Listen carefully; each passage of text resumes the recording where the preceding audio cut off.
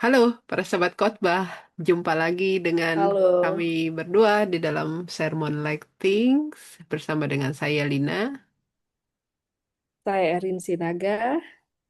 Ya, kita minggu ini akan tetap membahas ini minggu ke 6 Tujuh ya. ya? 6 atau 7 Enam. ya setelah Pentakosta. Jadi lupa. Iya, ketujuh benar. Ketujuh, Kak. Minggu ketujuh setelah Pentakosta. Ya, dari mana aja, Rin, teks-teks leksionari yang digunakan? Oke, teksnya dari Yesaya 55 ayat 10 sampai 13, Mazmur 65 ayat 1 sampai 8, disambung ayat 9 sampai 13, kemudian Roma 8 ayat 1 sampai 11, lalu Injil Matius 13 ayat 1 sampai 9 dan ayat 18 sampai 23. Itu Ya. Kalina. Ya, ada hal-hal apa yang menarik, Rin, dari baik dari tiap ayat, tiap teks, atau bahkan secara benang merah ya, ada benang merahnya kah Mm-mm. yang menarik didiskusikan untuk topik kita kali ini? Oke, Kalina. Kalau saya baca, saya tuh melihat kalau secara dari benang merahnya itu Mhm. ini ngomongin firman begitu ya. Ya. Tentang firman Tuhan yang memiliki kekuatan dan firman Tuhan yang apa namanya memberikan pengertian kepada semua orang gitu ya.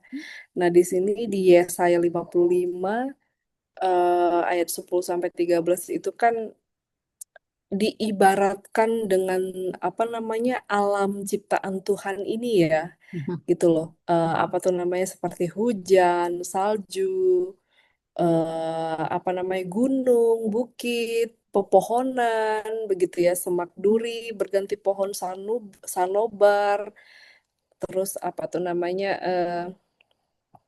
yang terakhir itu kecubung begitu ya kan. Apa namanya? Ini memperlihatkan ya memang ini kan diibaratkan gitu ya ilustrasinya itu seperti apa namanya firman Tuhan itu tuh yang tumbuh subur, dia seperti hujan dan salju yang memberikan kehidupan gitu. Nah, sebenarnya firman Tuhan di sini tuh apa tuh namanya mengatakan pada kita bahwa firman itu tuh memiliki kekuatan untuk mengubahkan seseorang begitu ya kan. Mhm. Mhm. Kalau di ayat sebelumnya kan kita melihat bahwa bangsa Israel itu tuh diajak untuk meninggalkan perbuatan jahat dan disuruh Mhm. bertobat ya kan. Ya. Terus apa tuh namanya menjauhi segala perbuatan-perbuatan yang bisa membuat mereka jauh dari Tuhan begitu ya kan. Mhm. Nah, Tuhan yang membebaskan mereka, Tuhan yang menyelamatkan mereka itu adalah Tuhan yang sama saat Tuhan mengeluarkan mereka dari perbudakan di Mesir dan apa tuh namanya membebaskan dari Babel Mhm. begitulah. Mhm. Nah, di sini mau memperlihatkan bahwa bahwa Tuhan itu tuh apa tuh namanya penuh dengan belas kasihan dan pengampunan kayak gitu ya kan. Mhm. Nah, di ayat 10 sampai 13 ini bahwa Tuhan Tuhan itu mengklaim tentang kehidupan-kehidupan yang diberikan pada bangsanya kayak gitu ya kan. Mhm. Nah, di sini diilustrasikan dengan yaitu tadi alam ciptaan itu ya, hujan, salju, pohon, bukit, gunung yang bersorak-sorai, bahwa di sini firman Tuhan itu pemberi kehidupan, gitu ya kan, Mhm. untuk mencapai sebuah tujuan yang akan dicapai, kayak gitu kan. Nah, di sini tuh apa namanya diperlihatkan bahwa firman Tuhan itu kuat, memiliki kekuatan dan gak sia-sia, gitu ya kan. Nah nih, seorang penafsir waktu saya baca itu ya kan Kak, Mhm. dia apa tuh namanya memperlihatkan ini komentarnya Martin Luther kayak gitu loh, Mhm. bahwa apa tuh namanya, sebenarnya ini nih peringatan bagi orang-orang yang keras kepala katanya kayak gitu kan. Ini tuh untuk menghibur orang-orang yang lemah, perkataan-perkataan yang ada di Yesaya ini. Nah, itu Mhm. tadi masuk akal ya di ayat sebelumnya kan, apa tuh namanya, ajakan bagi bangsa Israel untuk bertobat, meninggalkan perbuatan-perbuatan jahat Ya. mereka kayak Mhm. gitu. Bahwa firman Tuhan yang disuarakan oleh nabinya itu tuh bukan firman yang asal-asalan, memiliki kekuatan kayak gitu. Nah, tapi yang paling inti tuh mau diperlihatkan bahwa Tuhan itu punya belas kasih dan pengampun gitu ya Mhm. kan. Mhm. Mhm. Apa tuh namanya, di sini ya kembali orang-orang berdosa itu tuh diingatkan bahwa firman Allah itu tuh memiliki kekuatan penghiburan, apa namanya, untuk istilahnya melegakan hati kayak gitu ya kan. Mhm. Nah, itu berhubungan kalau menurut saya ya, berhubungan dengan yang di Injil. Matius. Ya. Karena kan ngomongin juga soal apa Mhm. nah, sebenarnya perumpamaan Tuhan Yesus itu tuh kan apa namanya, penabur yang menabur benih gitu ya kan, Mhm. jatuh ke Mhm. empat tempat jenis gitu kan. Mhm. Bagaimana firman itu bertumbuh, firman Tuhan itu tuh tumbuh tetapi tidak berakar kuat. Firman Tuhan itu tuh tumbuh tapi dia terjepit kayak gitu ya kan. Terus firman Tuhan itu tumbuh tetapi orang yang tahu firman Tuhan itu tuh tidak tidak apa namanya, tidak hidupnya tidak mencerminkan bahwa dia menguasai atau memahami firman Tuhan kayak gitu Mhm. ya kan. Mhm. Mhm. Nah, eh, dan yang terakhir kan, mereka yang benih yang jatuh di tanah yang baik kayak gitu ya kan, melambangkan mereka yang mendengar dan memahami firman. Nah, jadi di sini tuh firman itu memiliki kekuatan, kekuasaan, tetapi tergantung sama kita yang menerimanya itu juga, kayak mana menerima, mengolahnya, dan mengaplikasikannya, kayak gitu Mhm. Kalina. Mhm. Itu Mhm. sih kalau menurut saya Kalina. Oke, iya. Mm-mm. Makasih Rin. Buat saya ada beberapa hal yang menarik sih, termasuk dari apa yang tadi kamu sampaikan ya. Eh, Mm-mm. tapi secara kalau saya mau bicara dulu secara apa ya, benang merah ya kalau buat saya. Kalau kamu kan Mm-mm. benang merah Mm-mm. itu terletak pada firman ya, dari Iya, Yesaya maupun dari betul. Matius. Matius. Nah, Mm-mm. kalau saya mau melihat benang merahnya ini eh, dari ketika membaca tiga tiga teks ya, Yesaya 55, lalu Mazmur 65 Iya, dan iya, iya, Matius betul, betul, betul. Matius 13 ini. 13. Aha, Mm-mm. eh, ada ada yang menarik buat saya yaitu bicara soal tanah. Mm, Ya, ini iya, betul. terkait dengan tanah gitu ya. eh Mm-mm. Ngomongin soal tanah, karena sekarang saya cukup dekat lah ya dengan pelayanan di Papua, Rin. Ya, eh, saya jadi teringat ketika baca tiga teks ini ya. Nanti kita lihat Mm-mm. bagaimana dengan Roma ya. Tapi dari tiga Iya, teks Kak. ini lalu dikaitkan dengan tanah. Tadi saya bilang eh, pelayanan saya itu dekat sekali dengan konteks Papua yang dalam Mm. beberapa bulan saya belajar tentang bagaimana orang-orang Papua ini memahami tanah, gitu ya. Hmm, Tanah hmm, hmm, hmm, bukan hmm. cuma sebagai tempat di mana mereka mendapatkan sumber makanan dan lain-lain, begitu ya. Tanah juga adalah sebenarnya identitas, gitu ya. Hmm, hmm, Identitas siapa mereka dan dari mana hmm, mereka berasal, gitu ya. Ini saya sadari hmm, ketika mereka tuh eh, banyak sekali apa ya kelompok-kelompok adatnya ya, hmm, dan hmm, tiap kelompok adat itu punya tanahnya gitu ya, di mana hmm, hmm.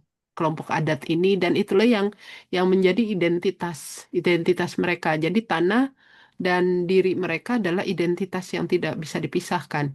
Karena itu kalau Iya. entah deh kamu udah nonton film Pesta Babi yang rame itu. Ya, Sudah Kak, eh, sudah.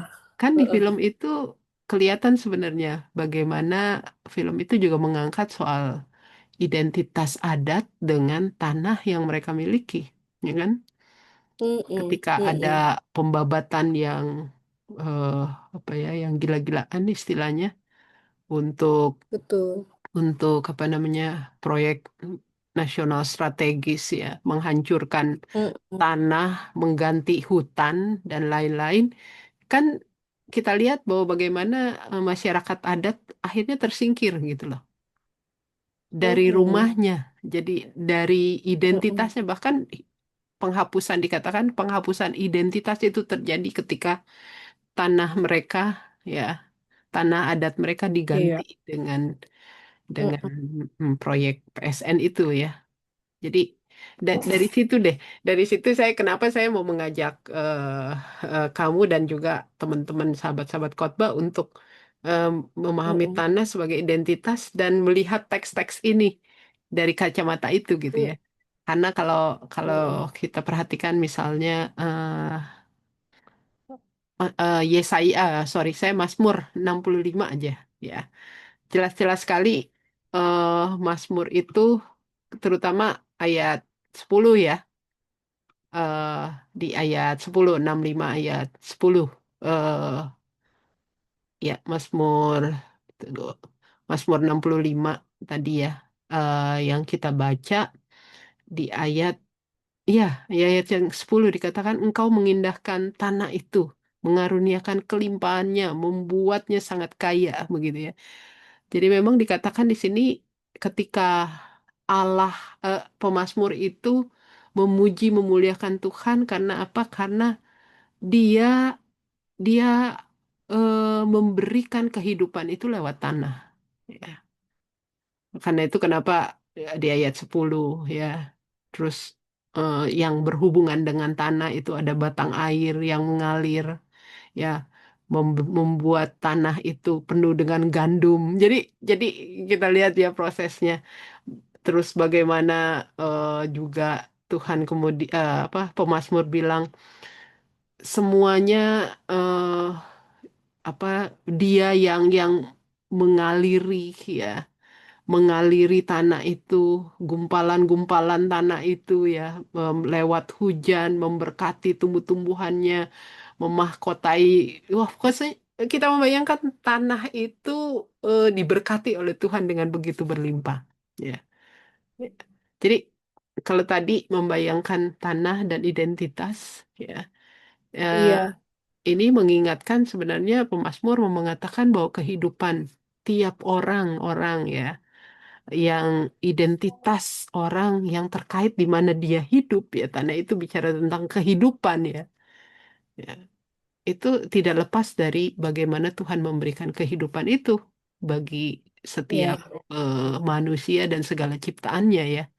Karena ini menjadi Mm-mm. akhirnya dari tanah ini, identitas ini, kehidupan yang Tuhan anugerahkan, kemudian kita lihat ternyata saling berelasi ya, antara manusia dan juga tanah dan juga tumbuh-tumbuhan yang ada, Betul. hewan-hewan yang ada di situ ya. Jadi relasi ini gitu loh, yang kayaknya ini sebenarnya tema yang sangat kuat ketika kita bicara tentang penciptaan ya. Tuhan menciptakan Iya kali bumi Kak. dan segala isinya, yaitu dengan Mm-mm. tujuan apa sih sih? Kehidupan yang harmonis gitu ya. Iya, Eh, betul. Bukan yang satu menguasai yang lain begitu, tapi yang satu Mm-mm. melengkapi yang lain. Ya, Mm-mm. ini bicara tentang bagaimana keutuhan ciptaan itu terjadi lewat ya Mm.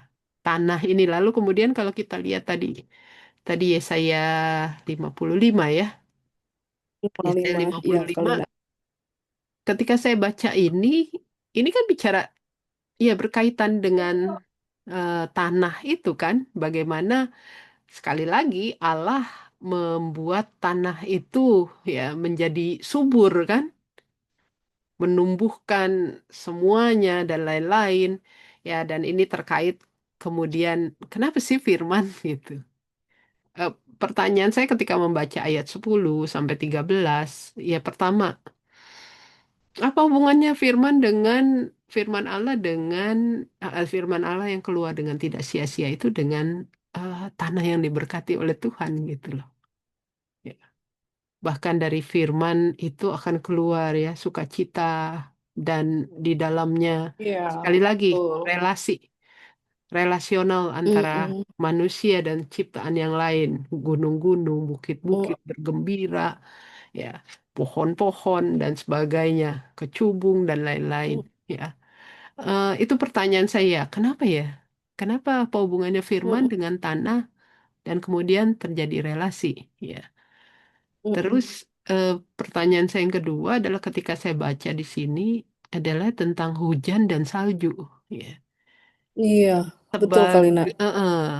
Sebagai orang yang pernah hidup, pernah tinggal gitu ya di negara 4 musim, Mm-mm. eh, dan juga sedang hidup di negara 4 musim, saya membayangkan gini, sebagian orang tidak terlalu suka tuh musim dingin gitu ya. Tidak suka dengan salju. Ya, nah, pokoknya musim dingin lah ini gambaran musim dingin. Kenapa? Karena memang selain kadang-kadang untuk tempat-tempat tertentu itu sangat ekstrim gitu ya dinginnya, eh bisa minus di bawah -20 begitu kan. Tapi juga musim dingin digambarkan itu semuanya mati, Rin. Gitu loh.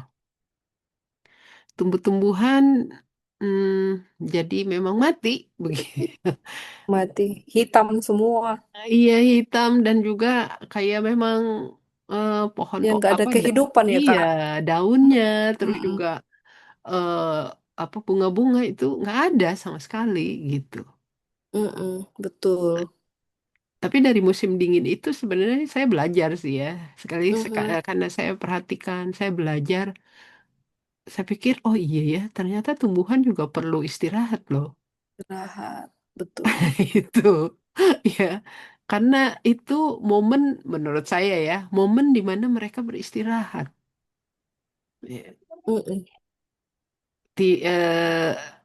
Yang beristirahat ini kan kemudian ya di dalamnya kita tidak tahu ya, tapi di dalamnya sebenarnya Iya. berproses kehidupan itu. Iya, betul.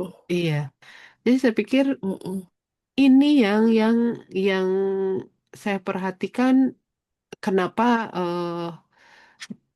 penulis Yesaya ya mengkaitkan ini sebagai harapan sih. Sebenarnya kan gitu ya, Mm-mm. harapan Iya, ketika betul. mereka ada di pembuangan, eh, Mhm. mengingatkan bahwa ketika musim ya, bahkan musim yang kelihatannya berat ini juga itu adalah musim di mana Tuhan memberkati begitu.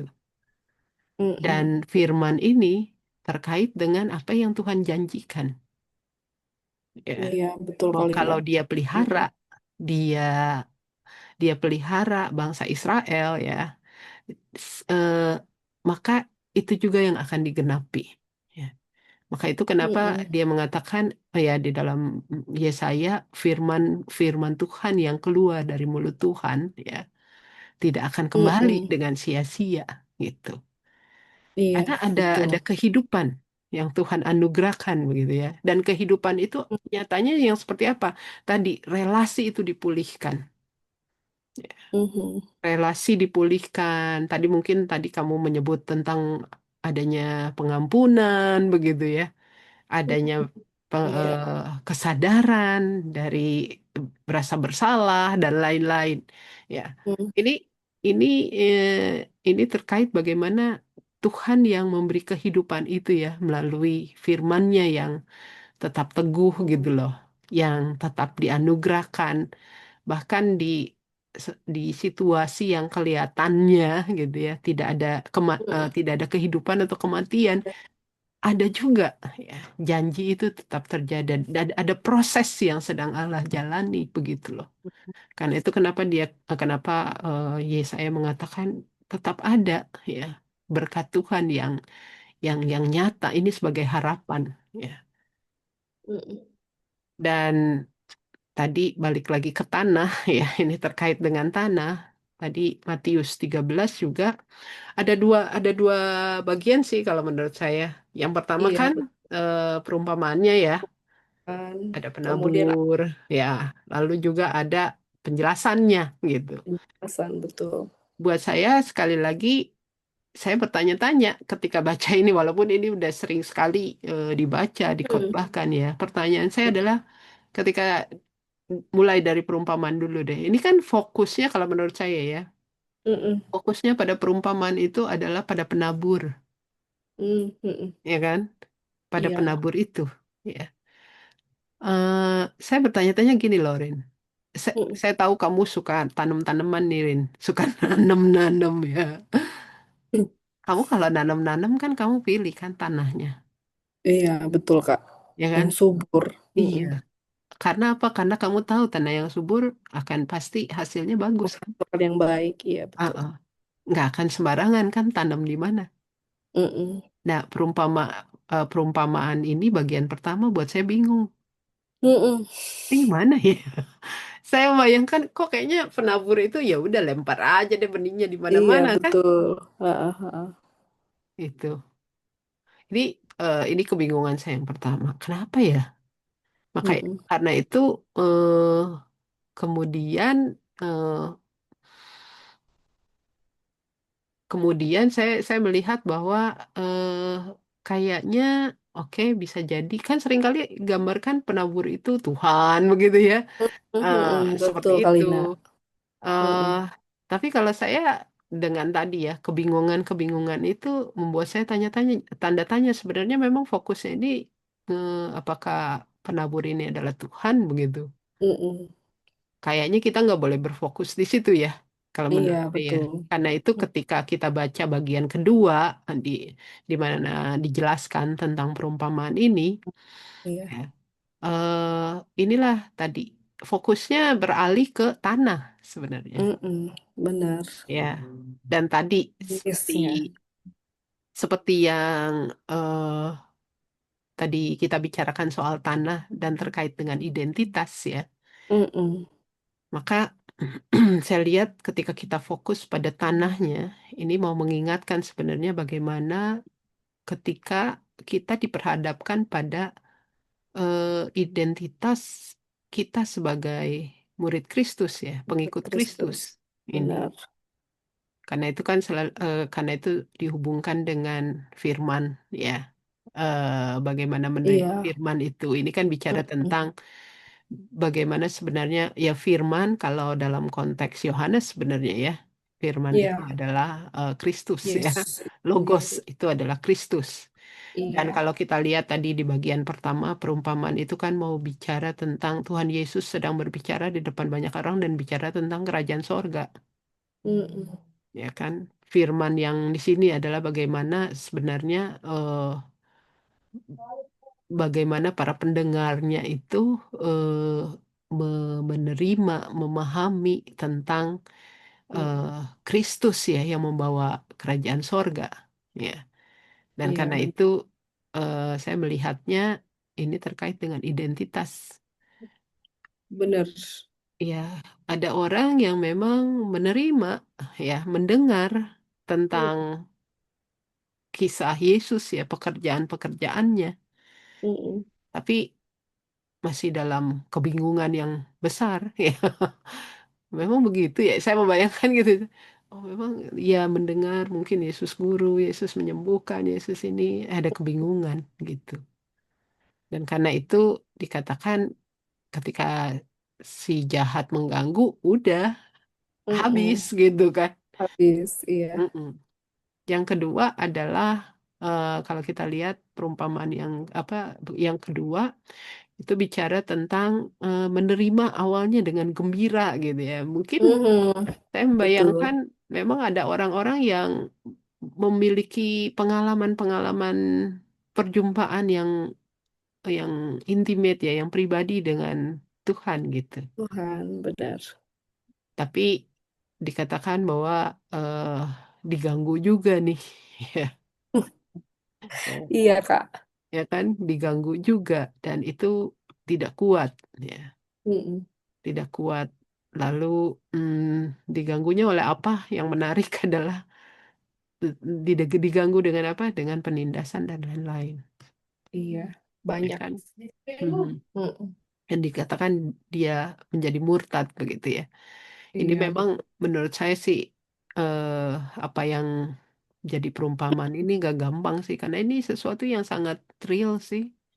iya, Ada banyak orang yang memahami tentang relasi dengan Kristus itu ada banyak pertanyaan-pertanyaan. Apakah salah? Enggak, Mm, kita nggak bicara tentang salah atau benar sih di sini. mm-mm.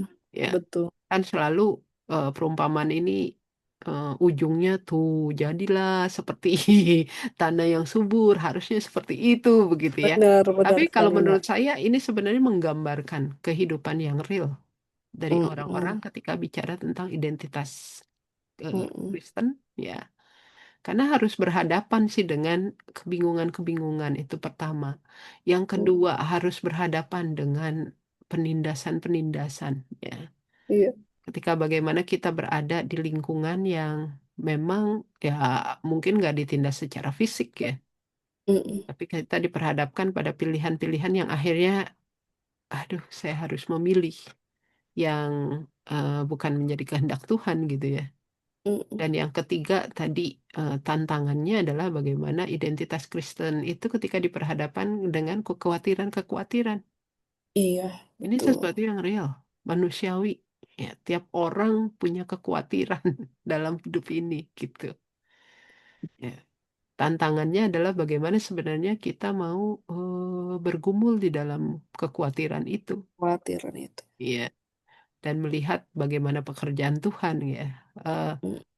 itu sih. Dan yang terakhir yaitu tadi tanah yang subur, yang Iya. yang ideal seperti itu. Gitu. Mm-mm. Ada nggak orang-orang yang bisa ya, yang bertumbuh subur dan lain-lain bisa melewati itu? Ada, gitu. Ada, betul, Ada Kak. pasti ada ya. Mm-mm. Tadi sesuatu yang tadi saya bilang ini sesuatu yang real berkaitan dengan identitas Kristen. Tapi saya juga melihat sebenarnya tiap perumpamaan tadi ketika dilihat sebagai sesuatu yang real menjadi perjalanan iman kita, ini bisa juga mau menunjukkan bahwa kehidupan iman itu ya bisa beragam ya dan juga bisa Mm. bertahap ya sebuah proses ya. Mm-mm. Ya, tidak proses ditanam langsung berbuah, enggak. Ada proses bertanya. Mungkin Mm-mm. mempertanyakan banyak hal. Kenapa ya? Iya. Tuh, kenapa hidup saya seperti ini? Di mana Mm. Tuhan ya? Betul. Ada proses ketika kita diperhadapkan dengan tantangan, tekanan ya Mm-mm. dari luar, ya, dari orang-orang, dari kelompok orang, dari siapapun juga yang akhirnya terus mengganggu kita dengan apa bener sih saya harus berada pada jalan ini gitu kan. Iya kali, Mbak. Maunya lari aja, lebih membebaskan gitu kan. Tapi kemudian ada proses juga ketika perjalanan iman itu harus berhadapan dengan gangguan yang ada pada diri kita sendiri. Mm-mm. Kekhawatiran, gitu kan ya, Iya. ketakutan, segala emosi yang terjadi, ya ada banyak. Dan yang terakhir ya itu, ketika semua ini bisa dilewati, gitu kan ya. Bukan berarti sempurna ya, enggak. Iya, Bisa betul. dilewati, ada tahap di mana akhirnya ini yang disebut kesukaran, penderitaan, itu ada buahnya.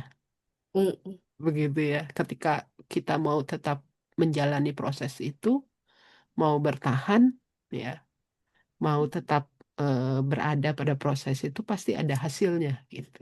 Mm-mm. Jadi kalau saya sih nggak lihat bahwa oh ini berarti harus harus Iya. yang paling benar ini adalah yang enggak lah. Setiap orang juga pengennya mau berbuah kan. Iya, Tapi betul. mau tidak mau apa yang realistis, ya apa yang real ini harus dijalani kan. Mm-mm. Proses itu kalau saya sih melihatnya seperti itu dari Iya, Kak. perumpamaan ini. Mm-mm. Dan yang terakhir dari Roma, ya, Roma. Nah, ini kan sebenarnya hmm, teks yang nyambung ya dari minggu ke minggu. Iya, betul. Eh, eh, Paulus, kalau minggu lalu misalnya dia bicara dengan jernih, dengan sadar bagaimana Mm-mm. dia sebenarnya ingin melakukan yang baik, tapi dia melakukan yang sebaliknya kan. Iya, betul. Balik lagi, ini sebuah proses, ya, proses kehidupan yang Paulus bedakan dengan hidup dalam roh dan hidup dalam daging gitu ya. Mm-mm. Hidup Iya. dalam dosa bukan sesuatu yang eh, harus kita akui, kita kita bisa selalu hindari, enggak. Mm-mm.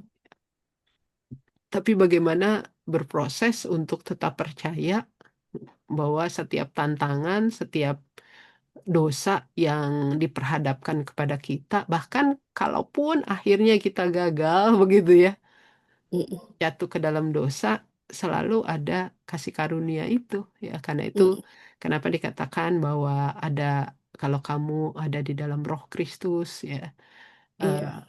roh dia akan membangkitkan seperti eh, seperti Kristus dibangkitkan begitu ya.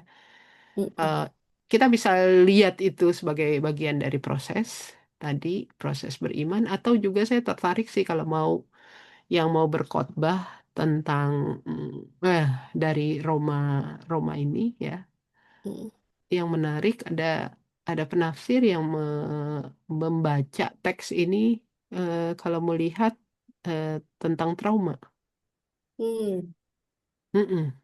Mm-mm. Jadi misalnya kan kata yang digunakan di sini adalah daging ya. Mm. Dosa itu terkait dengan sebenarnya dihubungkan dengan tubuh. Ini kan memang dalam konteks Paulus ya, eh, di mana filsafat Yunani sangat kuat kan memandang tubuh itu sebagai sesuatu yang buruk kan, yang jahat. Iya, betul. Mm-mm. Tapi Paulus tidak bicara tentang, kalau menurut saya ya, Paulus tidak bicara tentang tubuh itu sesuatu yang buruk atau jahat. Ya.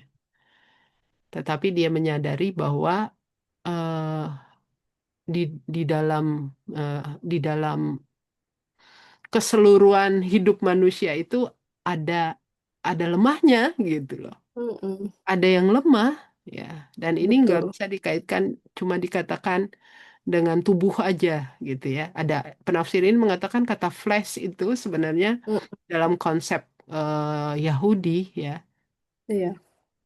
eh, ini bicara juga tadi sesuatu yang lemah dalam hidup manusia begitu ya. Ada yang lemah. Dan kalau kita mau lihat dari teks-teks sebelumnya, ya, pasal-pasal sebelumnya, si penafsir ini mengatakan sebenarnya inilah gambaran ketika orang yang berada dalam kondisi trauma, dia terjebak di dalam yang lemah ini, gitu. Mm-mm. Orang yang trauma itu kan dia seperti terpenjara oleh masa lalunya, gitu kan ya. Mm-mm. Dia Mm. terpenjara oleh pengalaman, oleh peristiwa ya yang dia alami itu gitu. Mm-mm. Dia terpenjara dan tidak bisa keluar. Maunya sih keluar begitu ya, bebas Mm-mm. dari rasa Mm-mm. duka, rasa sakit ya. Eh, Bebas dari keluar dari memori-memori gelap yang yang ada dan terus ada begitu. Mm-mm. Dan ya itu si penafsir ini kemudian mengambil eh, apa ya, sebuah cuplikan buku ya dari buku Johnny Sanken. Eh, Mm-mm. dia dosen homiletik dan menulis beberapa buku tentang khotbah trauma ya. Ya, Johnny Sanken mengatakan bahwa ya itu seperti itulah orang yang hidup di dalam trauma. Dia tidak bisa keluar, seperti Mm-mm. berada dalam kematian itu.